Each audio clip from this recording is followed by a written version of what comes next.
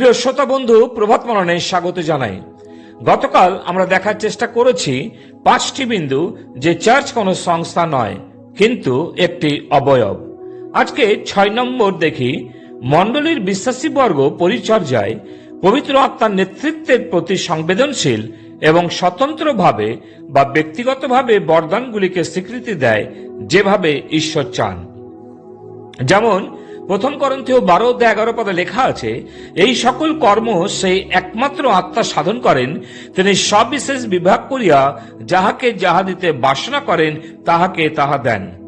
চার্চের বিশ্বাসী বর্গ অবশ্যই পবিত্র আত্মার পরিচালনা ও নেতৃত্বকে প্রথম স্থান দেবে, কারণ পবিত্র আত্মা প্রতিটি বিশ্বাসীর জীবনে আত্মার বরদানগুলি বিতরণ করেন যেমনটি ঈশ্বর দিয়ে থাকেন। অতএব মণ্ডলীতে প্রতিটি বিশ্বাসীকে ঈশ্বর কিছু না কিছু বরদান অবশ্যই দিয়েছেন। 7 নম্বর, তারা সকল বিশ্বাসীর যাজকত্বকে স্বীকৃতি দেয় এবং পুরোহিত ও সাধারণ বিশ্বাসীর মধ্যে বৈষম্য প্রত্যাখ্যান করেন। যেমন 1 পিতর 2:9 পদে লেখা আছে, কিন্তু তোমরা মনোনীত বংশ, রাজকীয় যাজকবর্গ, পবিত্র জাতি, ঈশ্বরের নিজস্ব প্রজাবৃন্দ, যেন তাহারই গুণকীর্তন করো, যিনি তোমাদেরকে অন্ধকার হইতে আপনার আশ্চর্য জ্যোতির মধ্যে আহ্বান করিয়াছেন।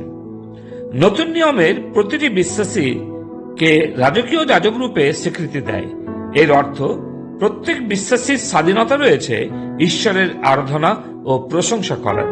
পুরাতন নিয়মে কেবলমাত্র যাজক গোষ্ঠী তথা লেবীয়দের শুধুমাত্র স্বীকৃতি দেওয়া হয়েছিল ঈশ্বরের উদ্দেশ্যে যাজকের কর্ম করিবার জন্য, এবং বর্তমানে অনুগ্রহের যুগেও অনেকে সেই পুরাতন নিয়মে যাজকত্বকে অনুসরণ করেন, কিন্তু সেই পবিত্রতা রক্ষা করেন না।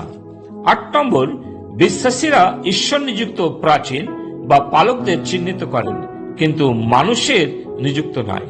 প্রেরিত 20:28 পদে লেখা আছে, তোমরা আপনাদের বিষয়ে সাবধান এবং পবিত্র আত্মা তোমাদেরকে অধ্যক্ষ করিয়া যাহার মধ্যে নিযুক্ত করিয়াছেন সেই সমস্ত পালের বিষয়ে সাবধান হও।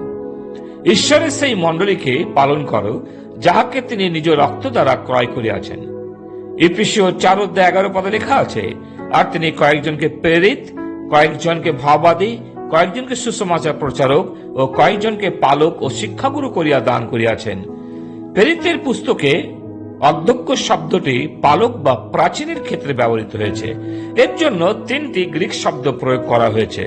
প্রথমত হচ্ছে প্রেসবেটর, যা প্রাচীনের কাজ বা কার্যালয়কে বোঝায়।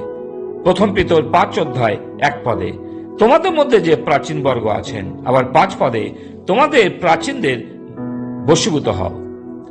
প্রেসবুটর রস হচ্ছে যে প্রাচীন, এবং প্রাচীন যারা আছেন তাদের কার্যালয়কেই বিশেষভাবে বোঝানো হয়েছে।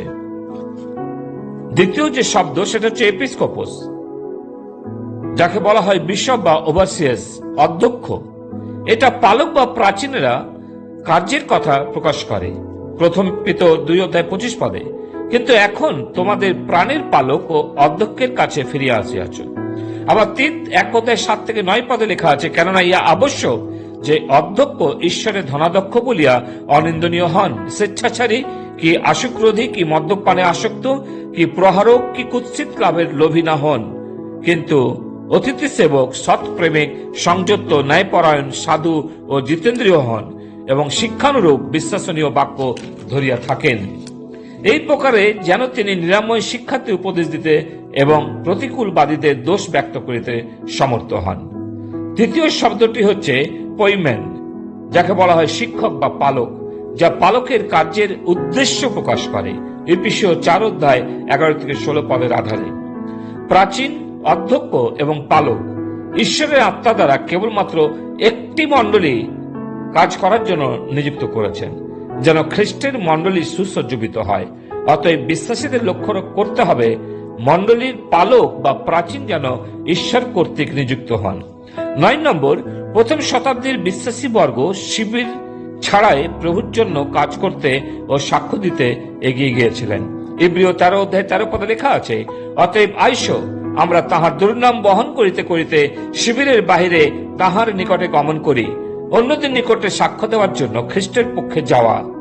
প্রিয়, মনে রাখতে হবে, খ্রিস্টের পক্ষে সাক্ষ্য দেওয়া আমাদের প্রত্যেকেরই দায়িত্ব আছে। অতএব আমরা যেন মনে করি এ কাজ কোনো একটি বিশেষ শ্রেণীর মানুষের জন্য নয়। কিন্তু মণ্ডলীতে অবশ্যই ঈশ্বর নিযুক্ত পালক ও প্রাচীন শিক্ষাগুরু পবিত্র শাস্ত্র থেকে সঠিক নিরাময় শিক্ষা দেবেন।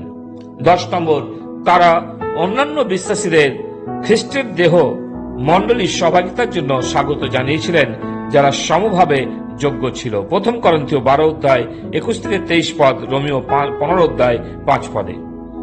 11 নম্বর, যখন তাদের অন্যত্র চলে যাওয়ার সময় হয়েছিল, তারা সেই মণ্ডলীর স্থাপনকর্তাদের উপর নির্ভরশীল ছিল যতক্ষণ না তারা স্বনির্ভর হতে পেরেছিল। এর অর্থ বিশ্বাসী বর্গ, চার্চের সুসমাচার প্রচারক যেখানেই যাবে শাস্ত্রের উপর ও পালকদের উপর নির্ভর করবে।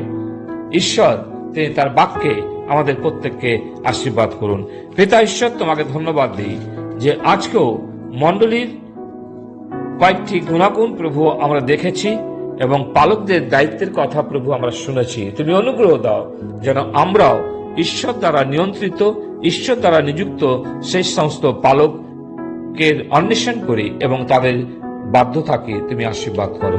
প্রার্থনা প্রভু যিশু নামে চাই, আমেন।